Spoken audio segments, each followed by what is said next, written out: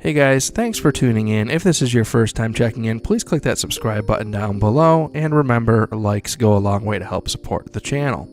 So the iPhone XS and the iPhone XS Max have actually been out for a week now, and I just kind of blew by my original unboxing. I did receive this on release day, but I figure the internet's flooded with the original unboxing videos. I don't need to add another one. I did, however, want to make this video after a week of using this and kind of give you my first impressions.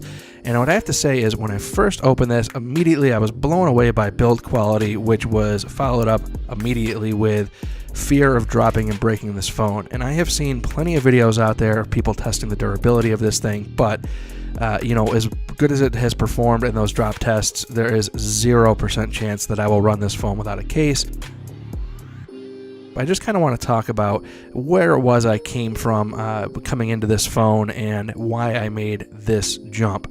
Now, I was actually running the iPhone 7 Plus, and to be quite honest with you, I wasn't just totally blown away with the iPhone 10 when it came out. I mean, there's a lot of really great advancements with it, but I had no problem with my trusty iPhone 7 Plus. So it was a great phone, nothing wrong with it, but I run the risk of YouTube deleting my channel with the word tech in it for using a 2-year-old phone. Now, I decided this was the year that I was going to make the jump. The iPhone XS it kind of seemed like it was the right thing to do. But I have to say that I kind of wasn't really all that excited about it because my iPhone 7 Plus, again, really was just, it's that good of a phone. Nothing really wrong with it. It does everything I need. I really can care less about Animojis. A lot of the new features I just don't care about. Face ID is cool. I actually like it a lot more than I thought that I would, but it wasn't really a selling point for me. So I want to get into some of the things that, why I wanted to get out of the Plus form factor phone, and ultimately it just came down to it's just kind of too big. I've run into situations where it kind of was cumbersome, and that would be, throwing it in gym shorts. It's just a little bit too big. Putting it in the cup holder of my truck, and then, you get in a situation where you kind of have to stab the brakes, and the phone would go flying because it was just too top heavy and would pop a lot of the cup holders. There was also some situations where I would test drive like a motorcycle that had a cutout for a phone, and it just wasn't large enough to fit the Plus phone. So I just kind of get to the point where I like a phone to be smaller and a little more capable to, I guess, fit the hand. And again, there's nothing wrong with the plus size phones, but to me, I've had it for a few years, kind of wanted the best of both worlds, the larger screen and the smaller form factor. Now, another big selling point is this wireless charging, and I kind of, again, was one of those things I wasn't sure if I totally needed it, but now that I've had it for a week, I now have 3 of these wireless chargers that I bought from Amazon. Again, links in the description down below, and I absolutely love wireless charging. I know other phones have been doing it for a long time, but this was something that, you don't know what you are missing until you have it, and this was one of those situations where after I've had this phone for a week now, I absolutely love wireless charging. So now we'll get into the actual real-world use of this iPhone XS, and that's why I wanted to hold off on putting out my review. To be quite honest with you, I don't think you can really review something that you haven't really used all that much. So I've got a week on this phone, and ultimately the picture quality that you get out of this thing is the first and foremost absolutely most incredible jump that I have had in a phone ever. Period. As my brother said, this is basically a DSLR killer for probably, over half of the people who have DSLR cameras. The quality you get with the bokeh effect out of this camera is just absolutely, just blows me away. I couldn't say enough about it. The last time I was this impressed with a camera was probably actually my iPhone 7 Plus, I believe, is when they came out with the optical image stabilization on the cameras, which that was a big jump. And before that, probably like the iPhone 4. It's been a long time since I've really been that impressed with just picture quality in general, and this is just absolutely blows me away. And it's not only the photo quality, the video quality on this camera is just absolutely incredible. For me, running a YouTube channel here, being able to carry this phone with me is really going to cut down on the gear that I have to carry. The quality is really that good. These are just some shots that I took just out walking with the family, and you can see, the slow motion's incredible. The image quality is just absolutely, again, like I said, it's just absolutely amazing. And yes, my dog is scared of his own leash.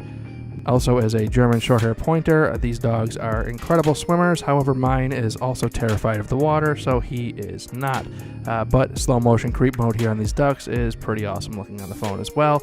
Don't worry, these ducks did survive because as soon as they step foot in the water, my dog gives up. Now we are going to get into how I use this iPhone XS on my motorcycle, so if you're not into motorcycles or have no desire to know any more about motorcycles, hit that subscribe button down below and we will catch you on the next video. If you are interested, then stay with us and we'll keep going. So some of the things I wanted to talk about on the bike here is just how Face ID really works. And in my situation here, when you're riding with gloves, you can't really use the thumbprint to unlock your phone. So Face ID was a pretty interesting thing. And you might ask yourself, why would you need Face ID to work on a motorcycle? And the answer to that is really quite simple. When I'm out on the road here, you can see I use it for GPS. And part of doing that, every once in a while, you know, your phone might go to like a lock screen. You may not be able to access it. So not only do you not want to be fiddling around with typing in a passcode or using your thumbprint, which clearly you can't use with riding gloves, obviously just trying to mess with your phone isn't safe while you're trying to pay attention to riding.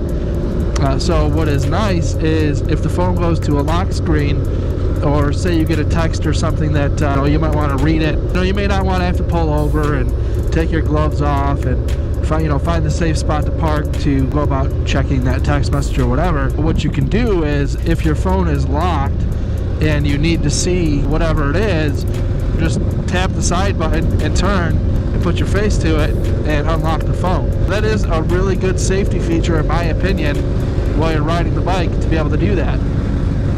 When your phone brings up that first screen to unlock your phone, it hides all your messages and your notifications, so still has a security to it, but if you want to see that stuff, you just tap the button. I found you have to kind of go, lean down a little bit, but you can still maintain visual with the road.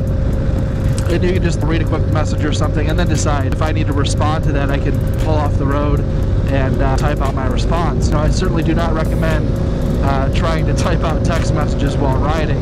That would be really, really stupid. Now the other thing is, my iPhone 7 Plus used to overheat when I would do directions like this, which really sucked. And so we'll see how this iPhone XS does when it comes to the terms of heat mitigation. With this iPhone XS, which I still screw up and call the iPhone XS, I don't know, that's what it is. But so with this iPhone 10, what I will say is that the first day, what the fuck?